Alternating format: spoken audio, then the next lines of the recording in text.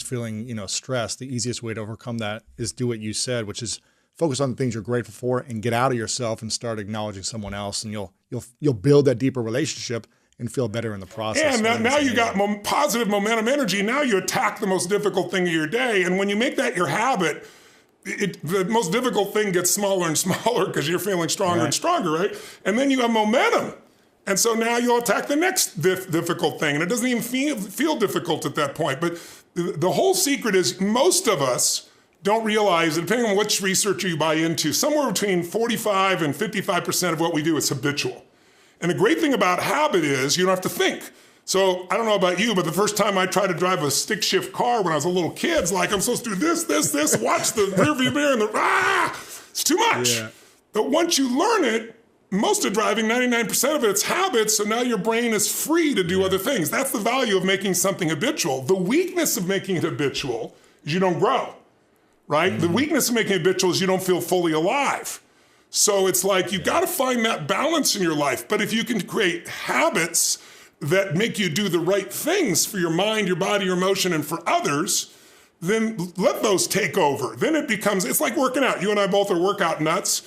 And it's like, in the early days, it's hard to work out. At this stage of my life of yours, if you didn't work out or I don't work out, my bet is you'd be pissed off and frustrated, right? You need to work out. It's a part of who you are now. In the beginning days, it's like the last thing I wanted to do. But once it's in your life, that now frees you up to use that energy for everything else that matters in your life. Yeah, absolutely.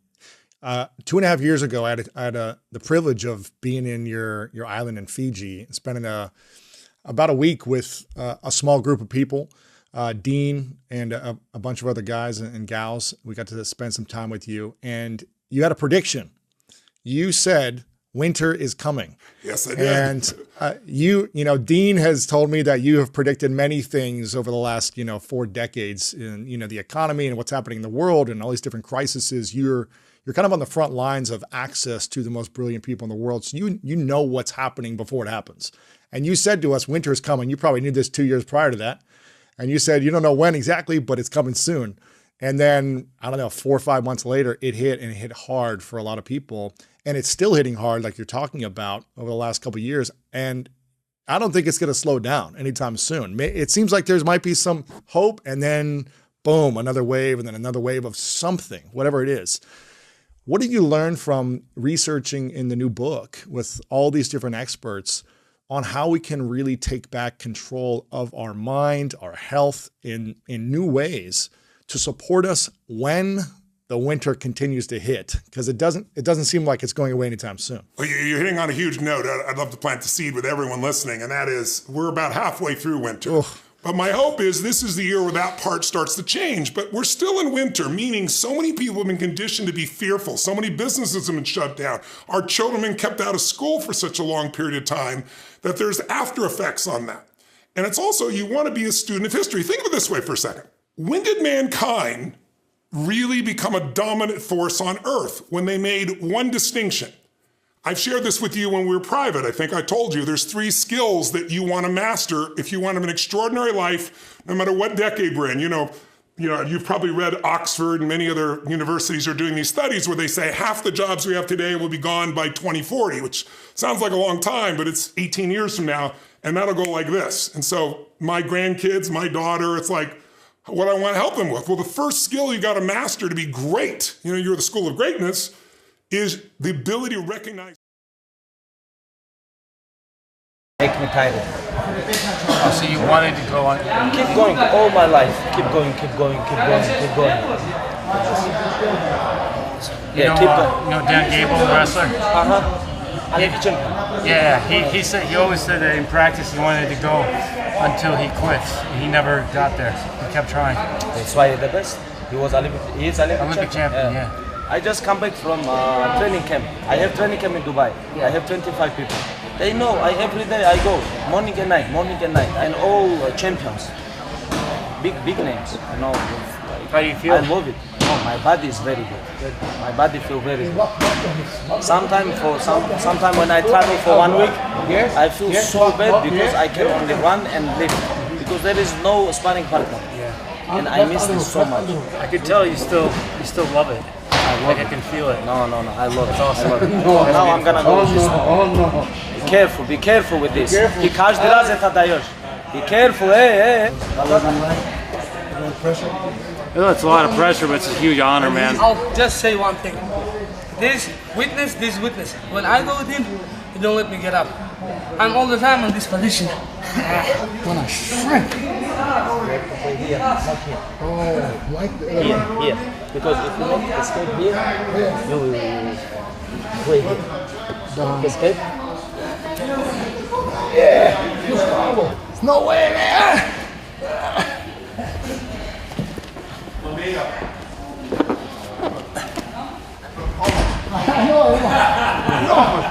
He's not a small guy anymore. No, he feel like 280 pounds. It's incredible, man. That's shooting around with Michael Jordan. It's shooting with Michael Jordan, yeah. It's like one-on-one basketball at night with Michael Jordan. Yeah, in the YMCA. Yeah, in the YMCA. Thank you, brother. Thank you. It was good job. Tomorrow, we work tomorrow. Yeah, we'll go together, right? Yeah. 2026 is going to reward people who can do 3 things when everyone else is overloaded and cognitively shutting down. 1, they can control their biology. 2, they can think from first principles. And 3, they use all-weather heuristics for investing. Let's start with how to master your biology, because if you don't get this one right, nothing else matters. Cognitive load collapse is simply a biological state, but it's driven by a combination of physiology and psychology. When stress stays elevated for long periods and you're trying to constantly track every variable imaginable, your nervous system shifts into perpetual threat mode. Cortisol stays high, sleep quality drops, attention narrows, impulse control weakens, and your prefrontal cortex, which controls all of your high-level thinking, just goes offline. Literally, you can see it in an fMRI scanner. The blood literally leaves your prefrontal cortex when you go into fight or flight mode. Once that happens, you are not deciding anymore, you're just reacting emotionally. So follow this intervention protocol to stay effective. Get sleep. Chronic sleep deprivation impairs executive function as severely as alcohol intoxication. If you are not sleeping, you are cognitively compromised. Full stop. I built a billion-dollar business without sacrificing my sleep, but you have to make it a priority. We all have a million reasons not to. I get it, but the math doesn't work out. You might have more hours in the day that you're awake, but those waking hours become far less effective. Work out to calm your mind. Resistance training and cardio, despite me hating them, are 2 of the fastest ways to lower baseline anxiety and improve stress resilience. Create deliberate downregulation practices. Things like breath work, meditation, and prayer, if that's your thing, work wonders for learning to calm the mind on command. Meditation is a physiological process. It doesn't need to be thought of as something spiritual. It's simply about using your breathing to shift your body out of fight or flight and into a calm and creative mode. No one is bad at meditating per se. You're just expecting it to be something it's not. Your mind will wander. That's just how it works. The whole point is just to bring your mind back to your breath. Every time it wanders, just bring it back. Learn to relax your mind on command. It will serve you incredibly well. Increase your threshold for stress. People are going to think this advice is ridiculous, but I'm telling you it worked wonders for me. First-person shooter video games. It was a total game changer for me. I found it hard to practice maintaining psychological flexibility under stress because the only time I was actually under stress, the stakes were so high, I was just in survival mode. But by playing first-person shooters, I was able to constantly put myself in positions where I was stressed out, but the real-world consequences were exactly 0. That allowed me to practice forcing myself to zoom out, slow my breathing, remain calm, and consider my full suite of options while under stress. It has remained a shockingly effective strategy for me. 2, think from first principles. Once your biology is under control, you still need a way to think when the world gets loud. That's where first principles comes in. First principles thinking is about escaping your frame of reference. It's down. So let's say sometimes there in chemistry, there's this concept of activation energy, how much energy it takes to activate a reaction. So, if the activation energy is high, you have to put a lot of heat or a lot of energy into the reaction to make it occur. I think habits kind of have an activation energy too. So like, let's say that your habit is to do 100 push-ups a day. The activation energy for that's kind of high. On the first day, when you're really pumped about it, maybe you're doing sets of 10 all throughout the day and you get to 100 and you feel really good. Maybe you can do that for a couple days or a week or whatever, but at some point you get to a day where you're tired or you had a lot to do at work or whatever, and then you turn around and it's 9:30 and you're like, I need to go to bed soon. Do I feel like doing 100 push-ups? And then you skip it. But if you're something much smaller, like your goal is to do 1 push-up or 10 push-ups, well, that is a lot easier and the activation energy is much lower. And so then you get to that day, 8 or 9 or 10 days in, when it's 9:30, you can still do 10 push-ups before you go to bed, right? And so you still get the feeling of progress. You still get the feeling that you're moving forward simply because you set the bar lower to start. If the bar is perfect at the beginning, it's really hard to maintain that for very long. But if the bar is getting you in, now you build momentum and you get the feeling of progress, and you get a month or 2 months or 3 months in and you still have a streak going and you feel pretty good about yourself. And at some point you start doing it enough that you realize, okay, there will probably be a day in here where I miss, but I still feel good about who I am and how much I've shown up here. And like, you've proven a lot to yourself. And so I think sometimes scaling it down and making it easy gives yourself a better opportunity to feel progress. 2 words you said in the last couple of minutes. One of them was your parents use a habit tracker, and the other one was use the word streak. Yeah. Do you understand the context of this jar that's in front of me with paper clips? Could you explain to me habit tracking and streaks and why they matter? So when I was working on Atomic Habits, I came across this guy named Trent Dursmid, and he had an interesting story. He's an entrepreneur now, but early in his career, he had this job where he was a stockbroker in Abbotsford, Canada. And Abbotsford, this is like in the 90s, time was like pretty small town. Like it wasn't, some big city. And he was supposed to just drive more business, but they didn't have a lot of advantages. It wasn't like he was in New York or whatever. He had this one simple habit that he used to end up becoming the top performer in the firm and building the biggest book of business there over like the next couple of years. And it was this simple strategy of paper clips. So all he did, a lot of his stockbroker friends who were like also working in this job, they would read analyst reports, they would look at the news, they would try to analyze companies' financial statements, they were doing all this other stuff. And he said, I'm not going to do that. All I'm going to do is I'm going to make a sales call. And whenever I make a call, see how tight anybody put these on. Whenever I make a call, I'm going to make a sales call, and then I'm going to take 1 paper clip and I'm going to move it over. And then I'm going to make another sales call. I'm going to take another paper clip and move it over. And he had 100 paper clips in the jar. And his goal every day was to move 100 from one jar to the next. And that was all he did. And with that one simple habit, he ended up building this huge book of business. 2 things about this. 1, obviously, he has a visual marker of the progress that he's making, right? So moving paper clips to the other jar is a way to see that he's progressing throughout the day. It also makes it a little bit into like a little game. It's like, okay, how quickly can I move the paper clips over? How much, progress am I making? Do I have 50 over by the time lunch rolls around? You can start to see how you have a little bit of these progressive markers throughout the day. But the other thing that I think is interesting about it is he boiled it down to just what was the one thing that really moved the needle, and he just focused on that. And there are so many things in life that it's really easy to get focused on the optimization. If you are so focused on finding the perfect sales strategy, the best business. So that's probably the second thing. So make it small, optimize the environment. And then the third thing, and this is maybe more of like a coaching thing as someone who deals with patients or, has clients or whatever. The general strategy is easy to say, but very hard to follow, which is praise the good, ignore the bad. And it goes against the grain of what we want to do, because they're like, you're telling me I just want to ignore the mistakes that they're making. And, certainly there's a place for rectifying mistakes. And I don't mean that every problem should just go unresolved, but especially early on, the thing that you really want to build is momentum, and you want to reinforce the good behaviors. And as we talked about, a good plant crowding out another, a way to encourage that is by praising the good and ignoring the bad.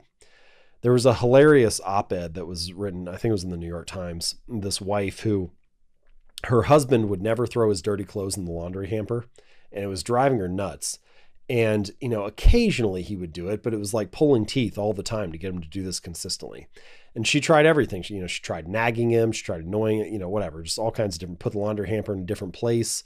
Don't even have it in the closet. Just have it out on the floor in the bedroom. And he still wouldn't do it. Sometimes he'd throw the clothes next to the hamper. She's like, you're already throwing it over there. Just put it in. And eventually what she settled on doing was that every time that he happened to put it in the hamper, she would make a huge deal about it. She'd run over, give him a kiss, give him a hug, say thank you, be like, oh, you're making my life so much easier. Thank you so much. And over the course of about a year, she effectively trained him to always put the clothes in the hamper, because every time that happened, something good happened. He got praised. It felt good. And, it's almost like training a dog in a sense, which is all kinds of organisms, dogs and humans, love feeling praised. We like feeling good. We like being rewarded. And so if you praise the good actions and ignore the bad actions, it's, again, almost like a form of gravity. People naturally gravitate toward the things that they get rewarded for, the things they get praised for. And you'd be surprised how often people don't do something like this, or in fact, do the opposite. Like, you can imagine, the quiet kid in the household who comes down for dinner with the rest of the family. And it's like, oh, look who showed up. Or, they decide to share something about their day. And it's like, oh, finally something, a fact about your life. And you can imagine a parent or somebody saying something sarcastic like that. And all of a sudden you're punishing the very behavior that you wanted to see. And so praise the good, ignore the bad. I think it applies in a lot of situations and can be more powerful than you realized. The tricky part is it requires a lot of patience. You got to do it for 6 months or a year or 3 years. And it's hard to stick with that in the long run. Last example of this is a weightlifting one. I was at the gym on a Friday night one time, and I was there with a friend, and we were doing a quick workout, and it's probably like 20, 25 minutes. We got done.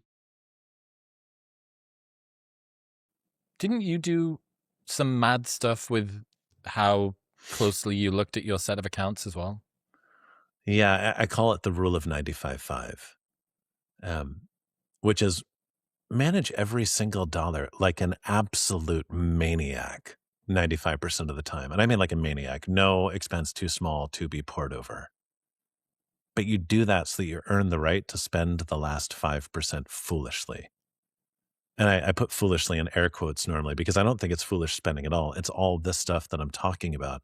I believe that spending actually carries the day, because it's where you leave people with a lasting impression and a sense of loyalty and connection to you and the brand that you are trying to create. What were the things that you were focused on? What were some of the places that you decided to scrutinize more closely? I mean, everything. Literally everything. If anything was 5% over from the month before, we would do a deep dive into it. I think you need to do that because, listen, everything I'm talking about, when I say you need to earn the right to do it, I mean that in two ways. One, you need to be cognizant enough with how you're managing your money that you have actual money to invest in this. Obviously, you need to legitimately earn the money to spend. But two, I think you better earn it. Because anyone not spending that last 5% foolishly, I really do believe in the long term is being financially reckless. Mm. But where we went from there, which is cool, is those stories I told you about the wedding day or the sleds, they're amazing, and yet you can't scale them. Right? You need to hear someone say something. You need to come up with a good enough idea. You need to turn it around on the fly. You can't do that for as many people as you are invariably doing business with. But when you're doing something that's not scalable and it's really working, you need to ask yourself, can I put some level of system behind this? So we did an exercise that I think is transformational. I call it pattern recognition of recurring moments, where we looked not for the touch points, the things that happen always for everyone, but the things that happen sometimes for some people. as often as once a day, once every week. And by the way, every business has these, the good ones and the hard ones. And if you can name them in advance, decide what is the coolest way to respond every time that happens. Invest whatever's required to develop the assets needed for those reactions. You can start making magic all the time. What like? I'll give you one from my restaurant and I'll give you a couple from out in the world because I think they're so powerful.